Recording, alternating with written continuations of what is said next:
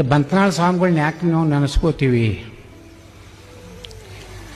ಅವ್ರು ಎಂದೂ ತಮ್ಮ ಮಠಕ್ಕೇನೂ ಮಾಡ್ಕೊಲಿಲ್ಲ.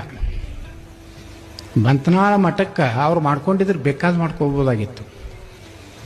ಯಾವ ಊರಾಗ ಪ್ರವಚನ ಮಾಡ್ಯಾರಲ್ಲ, ತಾಂಬಾದಾಗ ಪ್ರವಚನ ಮಾಡ್ಯಾರಂತ ಅಲ್ಲಿ ಒಂದು ಸಾಲಿ ಕಟ್ಟೋದು.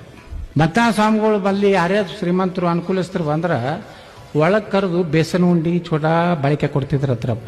ಮೊದಲು ವಿಜಯ ಕಾಲೇಜ್ ಕಟ್ಟದವ್ರು ಯಾರಪ್ಪ ಅಂದ್ರೆ ಬಂತನಾಳ ಸ್ವಾಮಿಗಳು. ಅವ್ರು ಕಟ್ಟದೇ ಇದ್ರೆ ಬಂತನಾಳ ಸ್ವಾಮಿಗಳ ಜೋಳಿಗೆ, ಯತ್ನಾಳ್ ಗ್ಯಾಂಗಿಗೆಲ್ಲ ಹೋಳಿಗೆ.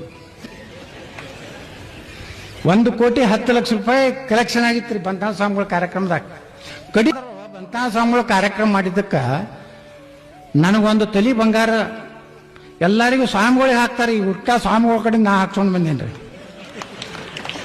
ಯಾವಾಗ ಅವರು ಮಠಕ್ಕೆ ಹೋಗ್ತಿದ್ದಲ್ರಿ, ಅವ್ರ ದರ್ಶನ ತಗೊಳಕ ಕಡೆಗೆ ಒಂದು 500 ರೂಪಾಯಿ ತೆಗೆದು ಹಿಂಗೆ ಸಿಕ್ಕ